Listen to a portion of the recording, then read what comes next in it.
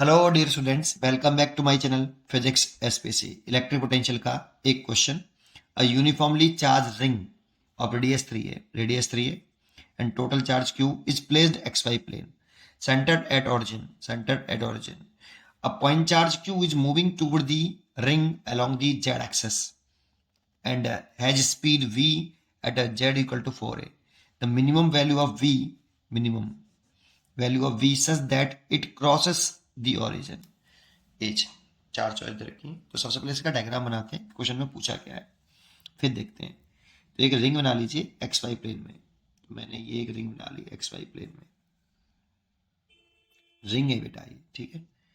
तो ये रिंग है और इसका प्लेन एक्स वाई प्लेन है।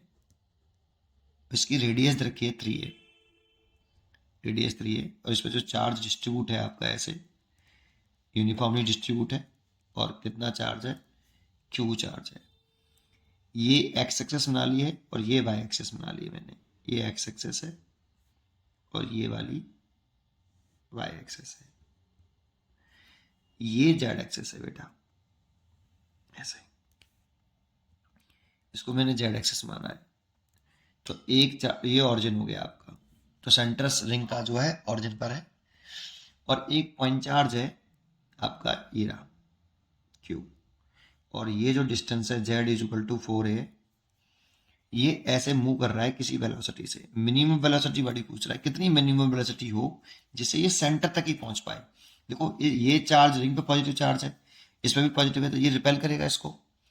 तो कितनी मिनिमम वेलोसिटी देंगे जिससे ये जस्ट सेंटर को क्रॉस कर ले, मतलब सेंटर पहुंचते पहुंचते उसकी वेलोसिटी 0 हो जाए। ये वेलोसिटी हो गई सेंटर पर। तो इसमें हम क्या लगा सकते हैं, इसमें केवल इलेक्ट्रोस्टैटिक फोर्स ऑफ अट्रैक्शन लग रहा है, रिपल्सन लग रहा है इस, और वो की जो कि कंजर्वेटिव फोर्स है, इसलिए इसमें conservation of mechanical energy apply कर सकते हैं। इसलिए using the conservation of mechanical energy. तो इनिशियल काइनेटिक एनर्जी ये इनिशियल पॉइंट मान लेते हैं और ये वाला फाइनल।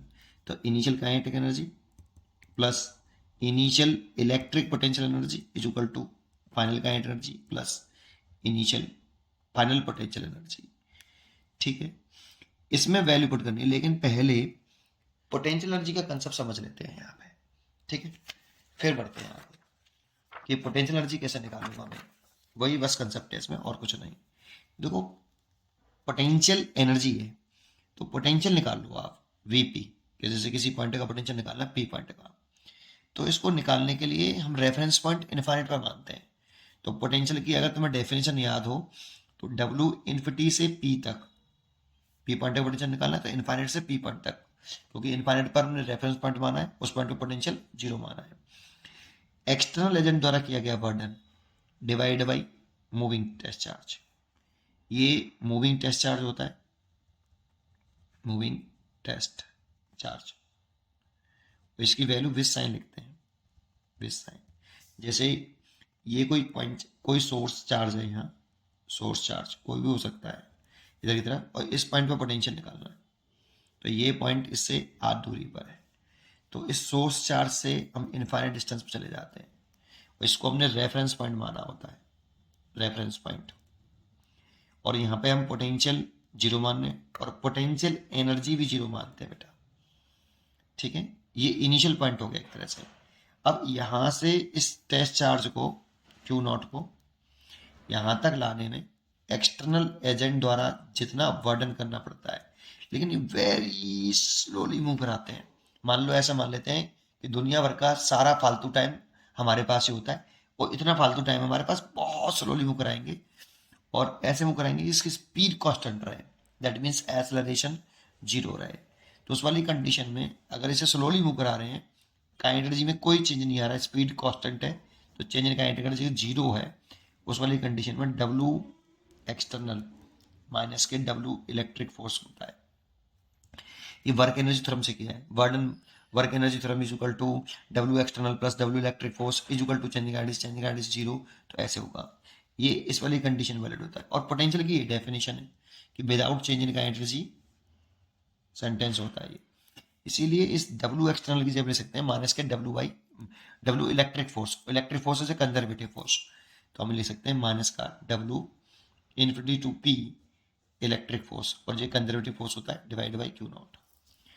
ठीक है, एक पॉइंट। दूसरा point, work done by sorry change in potential energy is equal to minus के वर्डन बाई कंजर्वेटिव फोर्स होता है, और यहाँ इलेक्ट्रिक फोर्स कंजर्वेटिव फोर्स है, इसलिए इसे लिख सकते हैं final potential energy minus initial potential energy minus W infinity to P और इलेक्ट्रिक फोर्स। अब इन्फिनिटी इनिशियल पॉइंट है और फाइनल पॉइंट P है, इसलिए P पॉइंट की पोटेंशियल एनर्जी माइनस इन्फिनिटी पर पोटेंशियल एनर्जी कितना मानते हैं हम, जीरो, तो जीरो मान लें, इज इक्वल टू माइनस के W infinity to P by electric force. ठीक है, तो यहाँ पर हम लिखेंगे, तो ये लिख सकते हैं इसकी जगह पे माइनस के W infinity to P electric force की जगह पे UP माइनस U, जीरो, तो UP ओवर Q नॉट। अब यहाँ से देखें तो पोटेंशियल किसी पॉइंट का जो है P पॉइंट का potential is equal to potential energy per unit charge आ रहा है बेटा।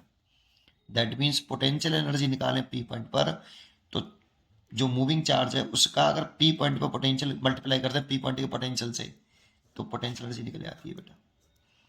बस इसी को ध्यान रखना है। ठीक है, चलो समझते हैं क्या कहानी है अब आगे।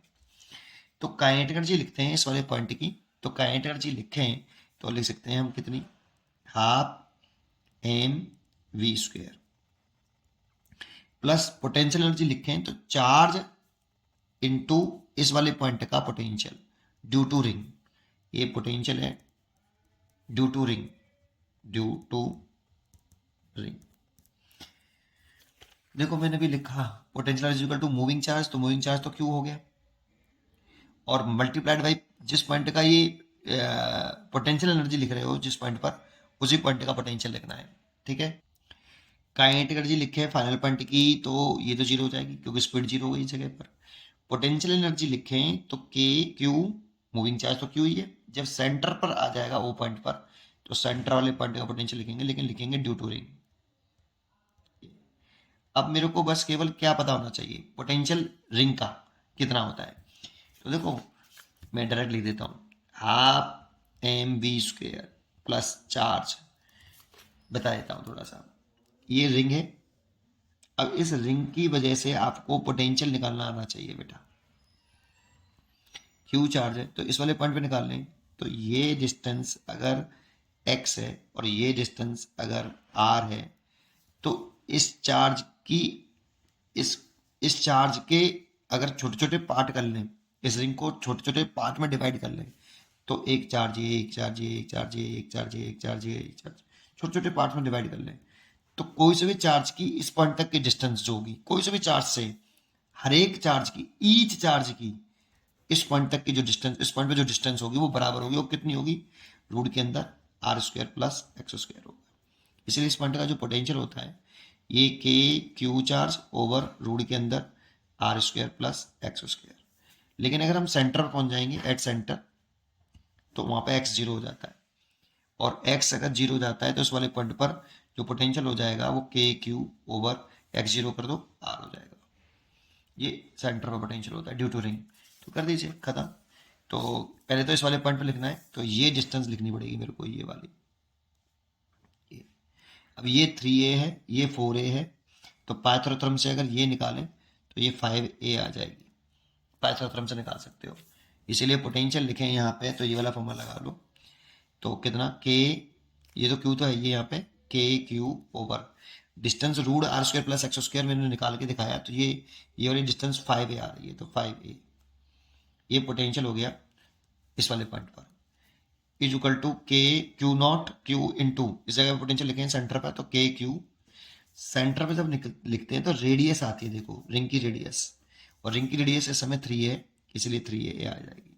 अब ये सॉल्व कर लो वेलोसिटी के लिए, तो half mv² is equal to, इसको इधर ले आओ, इसको इधर ला के देखेंगे तो ये k q square over 3a minus k q square over 5a, और इसमें से k q square by a common आ जाएगा, 1/3 माइनस 1/5, और ये हाफ mv², के की वैल्यू लिख दूँ 1/4πε0 क्यू² अपॉन a, और यहाँ से 15 एलसीएम ले लूँ तो 3 5 आएगा, 5 3 आएगा, तो ये आ जाएगा 2/15 आगे आ गया, और 1/4πε0 क्यू स्क्वेयर ओवर ए, और ये हाफ एम वी स्क्वेयर।